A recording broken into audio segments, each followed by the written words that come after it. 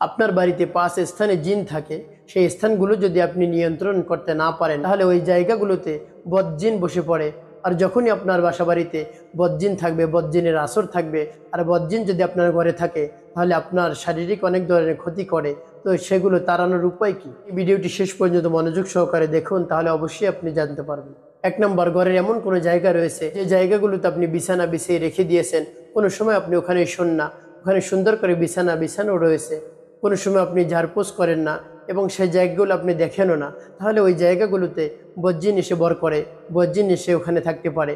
যখনই এই জায়গাগুলোর মধ্যে বিছানা বিছিয়ে রেখে দিবেন, কেউ ঘুমাবে না। আর যদি কেউ ওখানে নাই ঘুমায় তাহলে ওই বিছানাগুলো একেবারে ময়লা হয়ে যায়।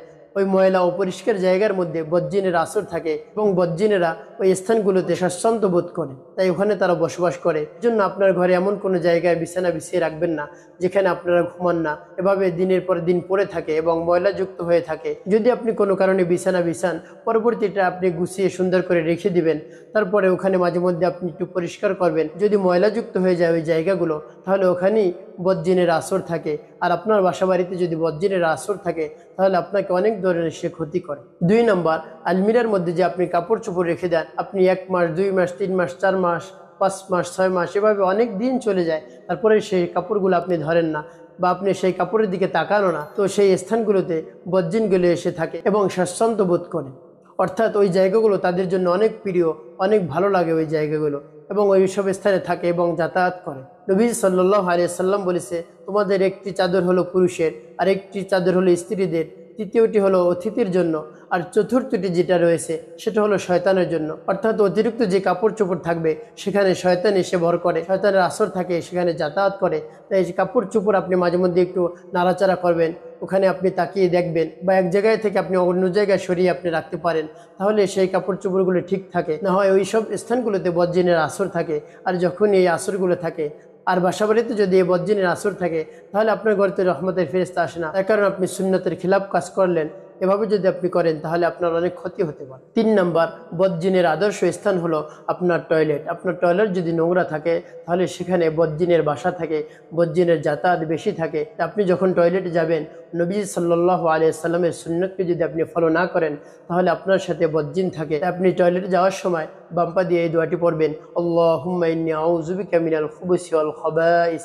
এই দোয়াটি যদি আপনি পড়তে পারেন তাহলে আপনি একেবারে নিরাপদ। এবং আপনি টয়লেটের মধ্যে কোনো সময় একেবারে উলঙ্গ হয়ে গোসল করবেন না, তার কারণে এই দৃশ্যগুলো দেখতে বদজিনদের অনেক ভালো লাগে। তো আপনি এই কাজগুলো যদি টয়লেটের মধ্যে করেন তাহলে শয়তান আপনাকে অনেক ধরনের ক্ষতি করতে পারে। দেখা যায় আপনি যদি টয়লেটে যান, হঠাৎ কারেন্টটা চলে গেল, অনেক সময় দেখা যায় আপনার বদনাটা একেবারে উধাও হয়ে যায়, বা টয়লেটে যে পানি রয়েছে সে পানি নড়াচড়া করতেছে, বা আপনাকে অনেক ধরনের সে ভয় দেখাতে পারে। এই জন্য টয়লেটে যাওয়ার সময় আপনি টয়লেটে যাওয়ার দোয়াটি অবশ্যই পাঠ করে নেবেন, এবং আপনার টয়লেটে যে নোংরা রয়েছে সেইগুলো অবশ্যই আপনি পরিষ্কার পরিচ্ছন্ন রাখবেন।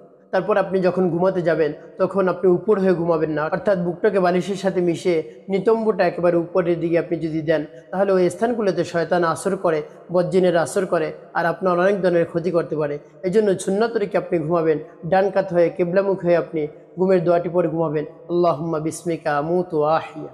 তারপরে সন্ধ্যাবেলায় যখন আপনি দরজা জানালাগুলো বন্ধ করবেন, বিসমিল্লাহির রহমানির রহিম বলে আপনার ঘরের দরজা জানালাগুলো বন্ধ করবেন। আমাদের দেশে দেখা যায় সন্ধ্যার সময় তো দরজা জানালাগুলো বন্ধ করা হয় না, তো যখন দেখা যায় মশা আসে বা অনেক সময় বাতাস আসে, এই জন্য দরজা জানালাগুলো বন্ধ করে। তো আপনাকে যে কাজটি করতে হবে, সন্ধ্যা হওয়ার সাথে সাথেই আপনি দরজা জানালাগুলো বিসমিল্লাহির রহমানির রহিম বলে বন্ধ করে দিন, তাহলে আপনার ঘরে কোনো ধরনের বদজিন আসতে পারবে না। 4 নম্বর, আপনার ঘরে যত বেশি পুতুল থাকবে বা যত বেশি ছবি থাকবে আপনার ঘরে তত বেশি বদজিন থাকবে এবং আপনার সব ধরনের ক্ষতি করবে। আপনার সংসারের মধ্যে ঝগড়াঝাটি লেগেই থাকবে, একে অন্যকে দেখতে পারবে না, তারপরে আপনার খাবারের মধ্যে কোনো বরকত থাকবে না। তাই আপনার ঘরে যদি পুতুল থাকে বা ছবি থাকে এখনই সরিয়ে ফেলুন, না হয় বদজিন অনেক ক্ষতি করতে পারে।